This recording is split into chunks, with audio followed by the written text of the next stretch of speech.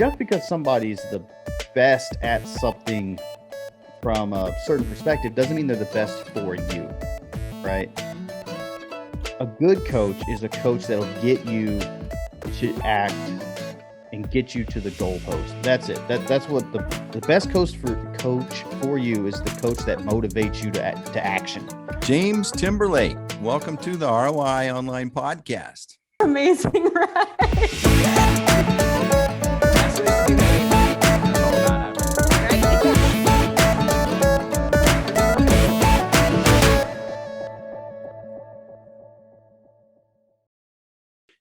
And so what does a marketing coach do is a question that's asked a bunch. Okay. So we'll kind of talk about, I get this question a bunch.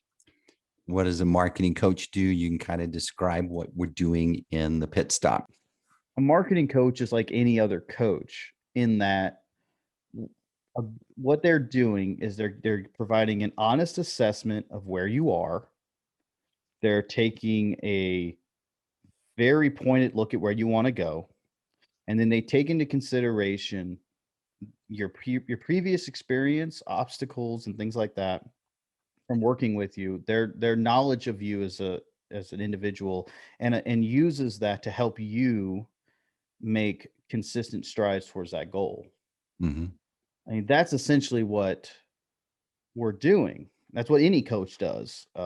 Whether it be a marketing coach, an athletic coach, a book coach, or whatever, right? Now, what that looks like varies wildly from person to person, but there'll be some parts that kind of overlap. Like, to use the physical coach as an example, or an athletic coach as an example, like, you probably know you'll do some push-ups at some point, and you probably do some squats, right? But unless I have a traumatic injury where my ankles are really weak, well, maybe I don't do squats, right? Maybe I do the row machine instead or something like that. And that's something that the coach would take into consideration to go, okay, we're not going to do squats. That's not safe for you, right? So we're going to find an alternative way to work those same muscles so that you can still get your result, which is I want the big calves or whatever, right? I think a marketing coach does the same thing. I love that. And it's a great example because a marketing coach is going to push you, but it's going to keep you from getting hurt. Yeah, there you go. That's Okay? it. And here's the thing. Here's the struggle with picking a marketing coach. You can pick a coach that's not going to help you. You can pick a coach that's going to waste your money and not really bring you the value you're needing. And yet you're vulnerable and you need to pick a coach because you know deep down, I need some help with this. And so in the pit stop process, that's why we have designed it and baked in the process that we have is to keep you from getting into the ditch, wasting your money, not getting what you need, wasting your time on tactics just because that's what everyone else is doing. Right. You're Yeah, actually, yeah, go ahead. well, I was just gonna say, yeah, because like to your point, or to use the example of athletic, like if I know you're training for a sprint, I'm not gonna necessarily have you go do a whole bunch of deadlifts, right? Um, because it's preparing you for the wrong thing, right? You want to what are you going to do instead? You're going to probably do a lot of cardio and a lot of running, and yeah, you might do some deadlifts to build muscle, but it probably isn't going to be the focus. It'll be a supplement, right? And again, that's something that's very tailored to the person and their goals. And I like kind of the question you hit on him. Now that I'm thinking about it, I kind of wish this had been the question that I when you asked me what question I wanted to answer. I wish I had said this. How do you pick the marketing coach, or how do you pick a coach in general, right? Mm-hmm. And I think what a lot of people do when they're going, and especially if they've never had a coach before, what they do is they try to find the coach that has the biggest following or the highest credentials or the longest track record. And all of those things are important. Like, take those into consideration for sure.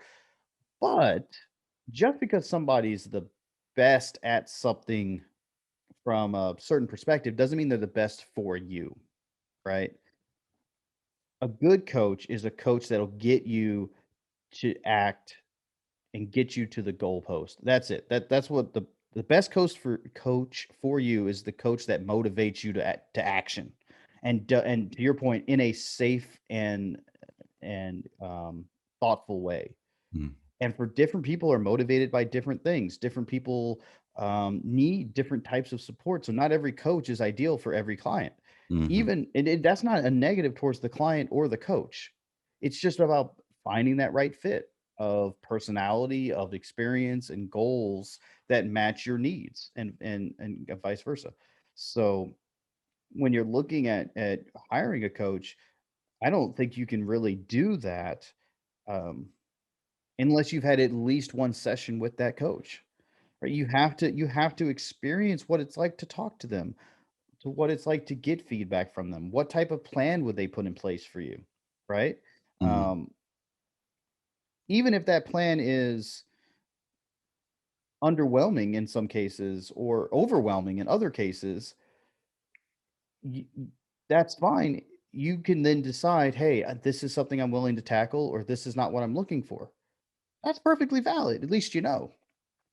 You got to find the one that resonates with you. And just like we were talking about before, I think most people know when they have the right fit because their eyes light up and then they just have this peace, right? Like there's this yeah, excitement, everything's in alignment, and you can see it. You can literally, I see it all the time. You can see it literally in their eyes, like their whole demeanor changes. Their eyes get mhm, bigger because mhm, there's this excitement. It's just, you can't help it. And I think a lot of people probably recognize that a lot easier than the opposite, which is when you have a coach that's pushing you in the wrong ways, right? Where even if they get you to move a little bit, it's not because they're inspiring you, it's because you're just I don't want to get yelled at again.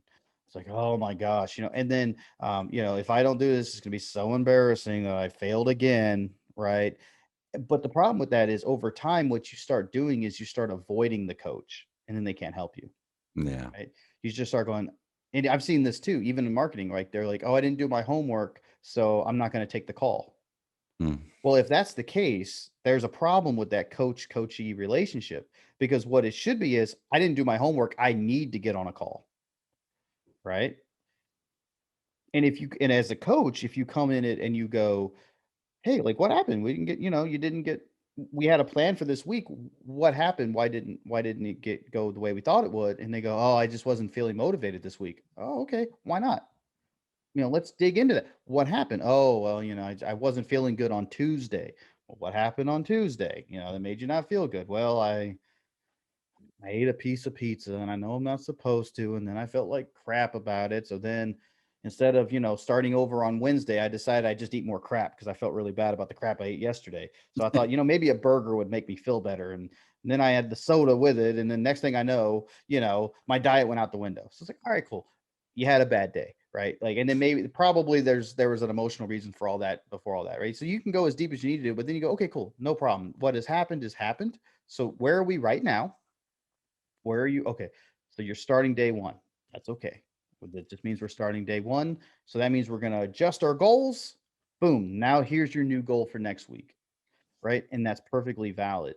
Um, as long as you're honest about what's going through. And I think that's the important thing about finding the right coach is you need somebody that will not let you off the hook, but will rather say because it's really tempting, even as a coach, but especially like non-professional coaches that you might use as accountability partners like a spouse or a parent or a friend.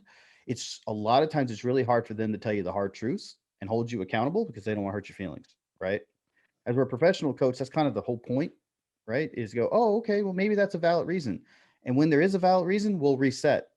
But sometimes it wasn't a valid reason. Sometimes it was, well, why didn't you do that? Oh, I just, my nerves got the best of me, and I was afraid of what people would think. It's like, okay, cool. But remember we talked about that. We need to work through that because we talked about like you're going to focus on the things that you have experience on. You're going to talk about the things that you have um, high competency in and that people pay you to do, right? And you have these conversations one on one all the time, right? Yeah. And people really thank you for it, right? Yeah. So just stay in that lane, work in that confidence, right? We talk about, let's do it right now. In fact, let's record it right now. Let's do it right now. Okay, let's do it. And then you get it done. And then now you've done it. How did that feel? Did you die? No. Do you feel good? Yeah. Cool. You want to go do it again? Yes. then go do it on your own, and then do it again the next day. And then let's talk in a week and see how many you've done. Right. So it's just about, and that doesn't work for everybody, but again, it's about knowing the person, and then as the client, trusting your coach to support you when you fail and push you when you're being lazy, and know the difference between the two.